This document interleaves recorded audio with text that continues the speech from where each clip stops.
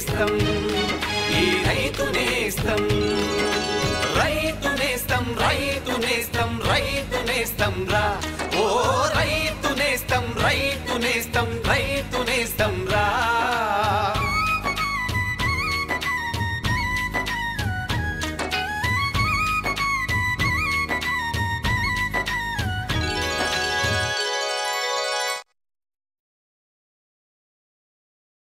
నమస్కారం. సప్తగిరి ప్రేక్షకులకు శ్రేయోభిలాషులకు దసరా శుభాకాంక్షలు. పంటల సాగులో అధిక దిగుబడులు పొందేందుకు కాలానుగుణంగా పాటించవలసిన యాజమాన్య పద్ధతులతో పాటు పంటలను ఆశిస్తూ నష్టపరుస్తూ ఉన్న వివిధ రకాల పురుగులు తెగుళ్ల నివారణకు కావలసిన సమాచారాన్ని అందిస్తున్న రైతు నేస్తం కార్యక్రమానికి స్వాగతం. కార్యక్రమంలో ఈనాటి ముఖ్యాంశాలు: చెరుకు కోతలు తీసుకోవలసిన జాగ్రత్తలు, ఆముదంలో సస్యరక్షణ, వరి కోతలో చేపట్టవలసిన మెళకువలు, వర్మీ కంపోస్టు వల్ల ప్రయోజనాలు తదితర అంశాలు ఉంటాయి. నీటి ఎద్దడిని తట్టుకునే గుణం ఉన్నందువల్ల తక్కువ వర్షపాతం గల ప్రాంతాల్లోని రైతులు ఆముదం సాగుపై మొగ్గు చూపుతున్నారు. మారుతున్న వాతావరణ పరిస్థితులు ఆముదం పంటను అనేక చీడపీడలకు గురి చేయడం వల్ల దిగుబడులు గణనీయంగా తగ్గిపోతున్నాయి. ఆముదంలో అధిక దిగుబడులు పొందాలంటే సరైన సస్యరక్షణ చర్యలు పాటించిన అవసరం ఎంతైనా ఉంది. ఆముదంలో సస్యరక్షణ వివరాలు ఇప్పుడు మీకోసం. ప్రపంచంలో ఆముదం సాగు, విస్తీర్ణం, ఉత్పత్తిలో మన దేశం ప్రథమ స్థానంలో ఉంది. ఈ పంటను మన రాష్ట్రంలో సుమారుగా 1.57 లక్షల హెక్టార్లలో సాగు చేస్తున్నారు. మన రాష్ట్రం దేశంలోని ఆముదం విస్తీర్ణంలో 2వ స్థానంలోనూ, ఉత్పత్తిలో 3వ స్థానంలోనూ ఉన్నది. ఈ పంటను మహబూబ్ నగర్, కర్నూలు జిల్లాల్లో విస్తారంగాను, నల్గొండ, రంగారెడ్డి, అనంతపూర్, కరీంనగర్, ప్రకాశం జిల్లాల్లోని కొన్ని ప్రాంతాల్లోనూ సాగు చేస్తున్నారు. దీనిని అన్ని రకాల నేలల్లోనూ, నీటి వసతి ఎక్కువగా లేని పొలాల్లో కూడా సాగు చేసుకోవచ్చు. ప్రస్తుతం మారుతున్న వాతావరణ పరిస్థితుల వల్ల అనేక తెగుళ్లు, పురుగులు ఆశించి పంట దిగుబడులను గణనీయంగా తగ్గిస్తున్నాయి. ఆముదం పంటను ముఖ్యంగా ఈ సమయంలో దాసరి పురుగు, పొగాకు లద్దె పురుగు, కొమ్మ మరియు కాయతొలచి పురుగు, గొంగలి పురుగులు, అలాగే పచ్చదోమ ఎక్కువగా ఆశించి పంటను నష్టపరుస్తాయి. తెగుళ్ల విషయానికి వస్తే ముఖ్యంగా ఎండు తెగులు మరియు బూజు తెగులు ఇవి ఎక్కువగా పంటను నష్టం కలుగజేస్తాయి. ఆముదం పండించే అన్ని ప్రాంతాల్లోనూ కనిపించే పురుగు నామాల పురుగు. దీనినే దాసరి పురుగు అని కూడా అంటారు. ఈ పురుగు ఆగస్ట్, సెప్టెంబర్, అక్టోబర్ మాసాల్లో తీవ్ర నష్టాన్ని కలుగజేస్తుంది. లద్దె పురుగులు తొలి దశలో ఆకులను గీకి, తరువాతి దశలో రంధ్రాలను ఏర్పరిచి ఆకులను తింటాయి. పెద్ద పురుగులు బూడిద రంగులో ఉండి ప్రక్కకు ఎరుపు, ముదురు గోధుమ రంగు చారలు లేదా నల్లగా ఉండి ప్రక్కకు తెలుపు రంగు చారలు కలిగి ఉంటుంది. ఈ పురుగు నివారణకు ఎకరాకు 50,000 ట్రైకోగ్రామా పరాన్నజీవులను వదలాలి. అదేవిధంగా దాసరి పురుగు మొదటి దశలో అవసరమైతే పరాన్నజీవులకు హాని చేయని వేప నూనెను 5 గ్రాములు లేదా ప్రొఫెనోపాస్ 2 మిల్లీలీటర్లు లీటర్ నీటికి కలిపి ఆకుల అడుగు భాగం బాగా తడిచేలా పిచికారీ చేయాలి. పెద్ద పురుగులను ఏరి నాశనం చేయాలి.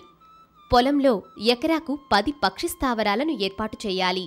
కొమ్మ మరియు కాయతొలచి పురుగు పంట పుష్పించే దశ నుండి మొదలయ్యి పంట చివరి వరకు ఉంటుంది. మనకు తెలుసు పంట 45 రోజుల నుంచి మనకు పూతకొస్తుంది.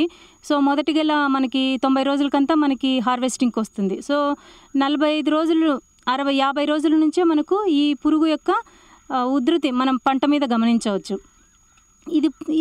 ఈ పురుగు కూడా మనకు తొలి దశలో కొమ్మల మీద ఉన్న పత్రహరితాన్ని గోకి తినడం వలన కొమ్మలు ఎండిపోతాయి. తర్వాత దశలో ఇది గెలల్లోనికి పోయి కాయలను గింజలను తిని నష్టపరుస్తుంది. ఒక పురుగే సుమారుగా 20 నుంచి 30 వరకు గింజలను కూడా తిని నష్టపరుస్తుంది. ఈ పురుగు నివారణకు వచ్చేసి పంట పుష్పించే దశలో ఒకసారి, 20 రోజులకు మరొకసారి డైమిథయేట్ అనే మందు 2 మిల్లీలీటర్లు 1 లీటర్ నీటికి కలిపి కానీ, లేదా మోనోక్రోటోఫాస్ అనే మందు 2 మిల్లీలీటర్లు 1 లీటర్ నీటికి కలిపి కానీ, లేదా అసిఫేట్ అనే మందు 1.5 గ్రాములు 1 లీటర్ నీటికి కలిపి కానీ పిచికారీ చేసుకోవాలి. పురుగు ఉధృతి ఎక్కువగా ఉన్నప్పుడు ఇండాక్సాకార్బ్ అనే మందు 1 గ్రాము 1 లీటర్ నీటికి కలిపి పిచికారీ చేసుకున్నట్లయితే మనము కొమ్మ మరియు కాయతొలచి పురుగు నుంచి పంటను కాపాడుకోవచ్చు. ఆముదం పంటను ఆశించే తెగుళ్లలో మొక్క ఎండు తెగులు, బూజు తెగులు ముఖ్యమైనవి. ఆముదం పంట పుష్పించే సమయం నుండి కాయ ఏర్పడే దశ సమయంలో ఆశించే తెగులు బూజు తెగులు. ఈ తెగులు వలన ముఖ్యంగా ఆముదం గెలపైన లేదా కొన్ని కాయలపైన గోధుమ రంగు మచ్చలు ఏర్పడి తరువాత ఈ వ్యాధి అన్ని కాయలకు వ్యాపిస్తుంది. తెగులు సోకిన భాగాలపైన దూది పింజలాంటి బూడిద లేదా గోధుమ వర్ణపు శిలీంధ్రం పెరుగుదల కనిపిస్తుంది. తెగులు సోకిన కాయలు మెత్తబడి కుళ్ళి రాలిపోతాయి. ఈ తెగులు నివారణకు 1 గ్రాము కార్బండజిమ్ లీటర్ నీటికి కలుపుకొని వారం వ్యవధిలో 2 సార్లు పిచికారీ చేయాలి. వడల తెగులును మనము గుమ్మడి తెగులు అని కూడా అంటాము. ఈ తెగులు పంట తొలి దశలో వచ్చినప్పుడు ఆకులు పసుపచ్చగా మారి వడలిపోయి మొక్క చనిపోవడం జరుగుతుంది. ఈ వడల తెగులు ఫ్యుజేరియం అనే శిలీంధ్రం ద్వారా వ్యాప్తి చెందుతుంది. ఈ తెగులును తట్టుకునే రకాలైన హరిత ఇంకా జ్యోతి అనే రకాలు కానీ లేదంటే సంకర రకాలైన GCH4, PCH 111, PCH 222 అనే సంకర రకాలను కానీ సూటి రకాలను కానీ మనము సాగు చేసుకున్నట్లయితే ఈ వడల తెగులు నుంచి మనము పంటను కాపాడుకోవచ్చు. ఇంకా వీటి యొక్క నివారణకి మనము పంటను విత్తేటప్పుడే విత్తన శుద్ధి చేసుకొని విత్తితే, అంటే కార్బండిజం అనే మందు 3 గ్రాములు 1 కేజీ విత్తనానికి కలిపి మనము విత్తినట్లయితే కూడా మనకు ఈ వడల తెగుల నుంచి పంటను కాపాడుకోవచ్చు. ఈ విధంగా రైతులు ఆముదంలో సకాలంలో తెగుళ్లు పురుగులను గుర్తించి నివారణ చర్యలు చేపట్టినట్లయితే అధిక దిగుబడులను పొందడమే కాకుండా నాణ్యమైన పంటను పొందవచ్చు.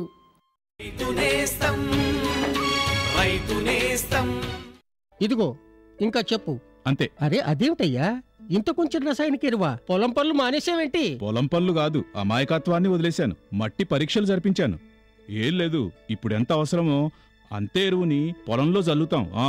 రైతన్నలు ఈ రోజే మీ సమీపంలోని జిల్లా భూపరీక్ష ప్రయోగశాలలో మట్టి పరీక్షలు జరిపించండి. మట్టిలోని పోషక తత్వాలు, తేమ, మొక్కల అభివృద్ధిని దృష్టిలో పెట్టుకుని కావలసిన పోషక తత్వాల్ని జల్లండి. అన్నట్టు మట్టిలోని సల్ఫర్, జింక్, బోరోన్ వంటి సూక్ష్మ పోషక తత్వాల గురించి తెలుసుకోవడం మర్చిపోకండి. ఎరువు ఇంకా జైవిక ఎరువుల్ని సరిగ్గా వాడి నేలలోని ఉత్పాదక శక్తిని పెంపొందించండి. దిగుబడిని పెంచి ఖర్చుని తగ్గించండి. అమూల్యమైన విదేశీ ద్రవ్యాన్ని పొదుపు చేయడంలో సహకరించండి. అంతేకాదు, కొద్దిగా నత్రజనిని అందించే ఎరువులు అంటే వేపతో కూడిన యూరియాకి ప్రాధాన్యతనివ్వండి. ఆకుల మీద యూరియాని జల్లండి. అరే వా, నిజంగానే తెలివైన వాడివయ్యావే. అధిక సమాచారానికి సంప్రదించండి జిల్లా వ్యవసాయ అధికారి లేదా కిసాన్ కాల్ సెంటర్. చెరకు ఒక ప్రధాన వాణిజ్య పంట. సాగులో సరైన యాజమాన్య పద్ధతులు పాటించినప్పటికీ కోత సమయంలో సరైన జాగ్రత్తలు పాటించినట్లయితే చెరకు గడలలోని రసం, నాణ్యత, బెల్లం ఉత్పాదకత తగ్గిపోతాయి. కాబట్టి చెరకు పక్వానికి వచ్చినట్టు సరైన నిర్ధారణ అయినప్పుడే చెరకు కోతలు చేపట్టాలి. చెరకు కోతల సమయంలో తీసుకోవాల్సిన జాగ్రత్తలు ఇప్పుడు మీకోసం. ఆంధ్రప్రదేశ్లో చెరకు పంటను సుమారు 1.8 లక్షల హెక్టార్ల విస్తీర్ణంలో సాగు చేస్తున్నారు. అధిక చెరకు దిగుబడితో పాటు ఎక్కువ పంచదార ఉత్పత్తిని సాధించాలంటే చెరకు కోతల్లో జాగ్రత్తలు తీసుకోవాల్సిన అవసరం ఎంతైనా ఉంది. పక్వానికి వచ్చిన తోటలను భూమట్టానికి దగ్గరగా నరకాలి. నరకడానికి ముందు బ్రిక్స్ మీటర్ సహాయంతో రస నాణ్యతను పరిశీలించాలి. బ్రిక్స్ రీడింగ్ 18 నుండి 20 ఉన్నప్పుడే చెరకు తోటలను నరకాలి. నరికిన చెరకు గడల నుండి ఎండు ఆకులను పూర్తిగా తీసివేయాలి. నరికిన చెరుకును 24 గంటల్లోపు బెల్లం తయారీకి గాని చక్కెర కర్మాగారాన్ని గాని పంపాలి.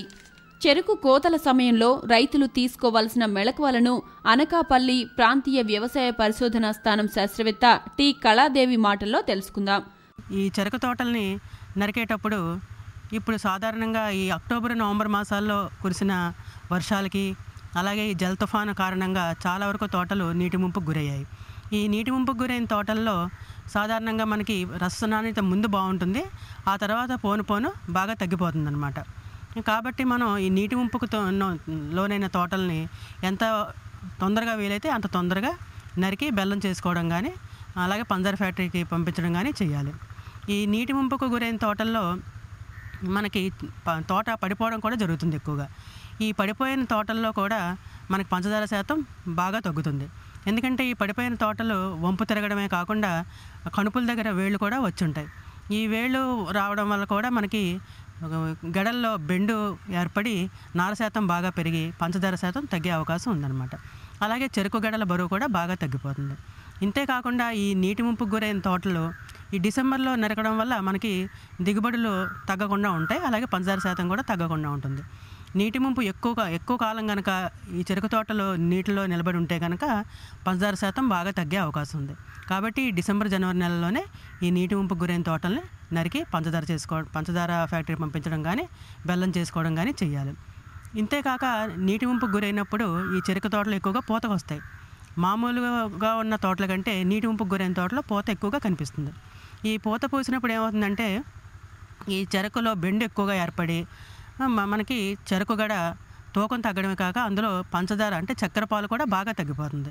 కాబట్టి పూతకు వచ్చిన తర్వాత 2 నెలల తర్వాత వెంటనే ఈ చెరుకు తోటల్ని నరకాలి. ఈ విధంగా చెరుకు సాగు చేసే రైతులు తోటలు పక్వానికి వచ్చిన సరైన సమయంలోనే చెరుకును నరికినట్లయితే ఆశించిన రాబడిని పొందవచ్చు.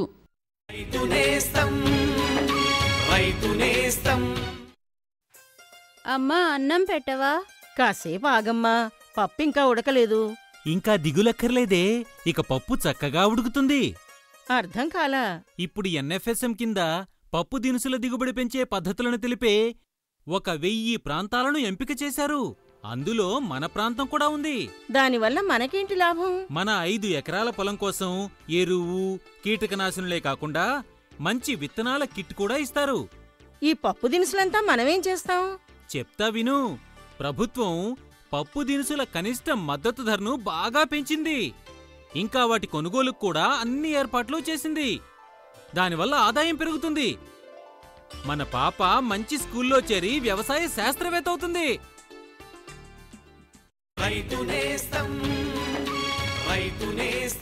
పంట కాలంలో అంతా కష్టపడిన రైతులు కోతల సమయంలో సరైన మెళకువలు పాటించినట్లయితే ఆశించిన దిగుబడులను సాధించలేరు.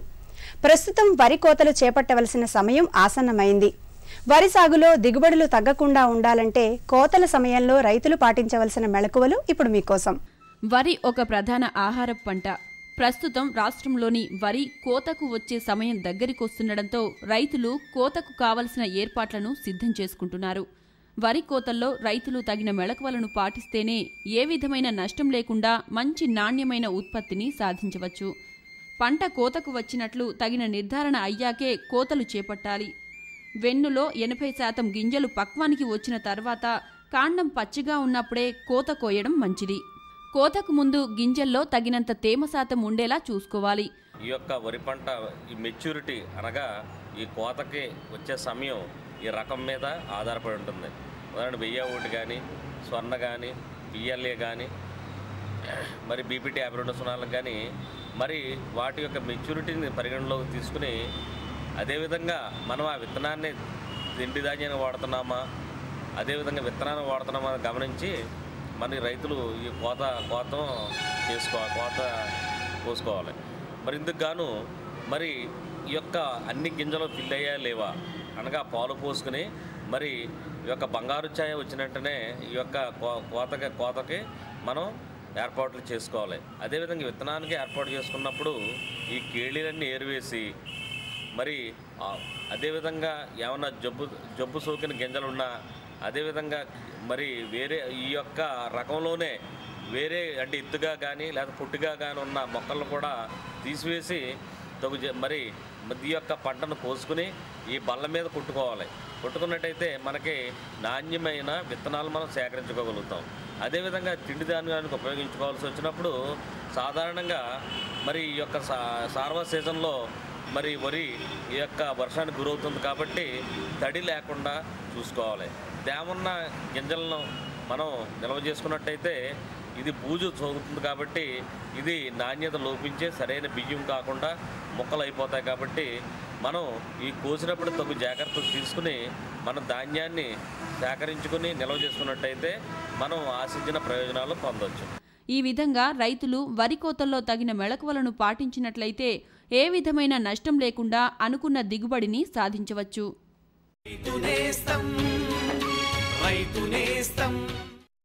సత్తుపల్లి గ్రామంలోని ఫకీరు బాబాకు ఉంది ఎంతో మహత్తు. అంతా అనేవారు బాబా మీరు తలరాతను మార్చేస్తారని. వ్యవసాయం గురించి ఆయన చెప్పే మాటలతో పంటలు చాలా బాగా పండేవి. అయితే ఒకరోజు ఫకీరు బాబా రహస్యం బట్టబయలైంది. కిసాన్ కాల్ సెంటర్ నుంచి ఆయన తెలుసుకునేవాడు ఉత్తమ సేద్యపు సమాచారం. సేద్యానికి సంబంధించిన ఏ సమస్య ఉన్నా కిసాన్ కాల్ సెంటర్లోని వ్యవసాయ విశేషజ్ఞుల సలహా తీసుకోండి. వెంటనే అక్కడికక్కడే మీ భాషలో మాట్లాడి వ్యవసాయం గురించిన సందేహాలున్నా సలహా కావాలన్నా ఉచిత నంబరు 180018015551కి కాల్ చేయండి. సేంద్రియ ఎరువులలో వర్మీ కంపోస్టు బహుళ ప్రాచుర్యం పొందింది. వర్మీ కంపోస్టు మొక్క పెరుగుదలకు కావలసిన అన్ని స్థూల సూక్ష్మ పోషకాలను కలిగి ఉండి నేల సారవంతాన్ని, నేల ఉత్పాదకతను పెంపొందిస్తుంది. వర్మీ కంపోస్టు వల్ల కలిగే ప్రయోజనాలు ఇప్పుడు మనం తెలుసుకుందాం. వర్మీ కంపోస్టు ఒక ప్రధానమైన సేంద్రియ ఎరువు. సేంద్రియ వ్యర్థ పదార్థాలపైన ప్రత్యేకమైన వానపాముల్ని ప్రయోగించి తయారు చేసే ఎరువునే వర్మీ కంపోస్ట్ అంటారు. మామూలుగా తయారు చేసే ఎరువు కన్నా వర్మీ కంపోస్ట్లో ఎన్నో సుగుణాలున్నాయి.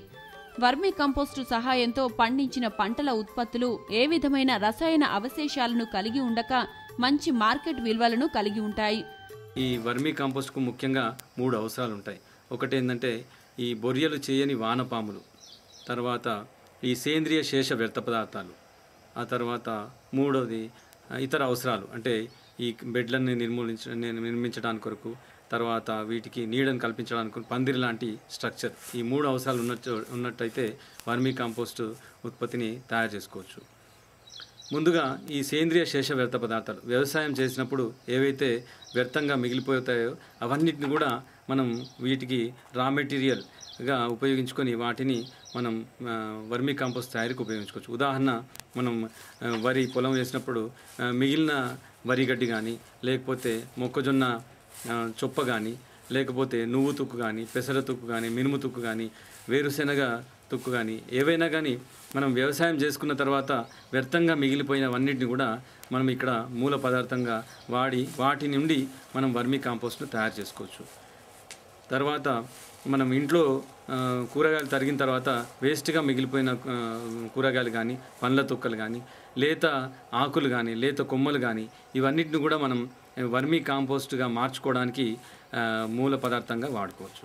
ఆ తర్వాత ఈ ఎర్రలు, వానపాములు అంటారు. ఇవి 2 రకాలు ఉంటాయి. ఒకటి బొరియలు చేసే రకాలు, బొరియలు చేయని రకాలు.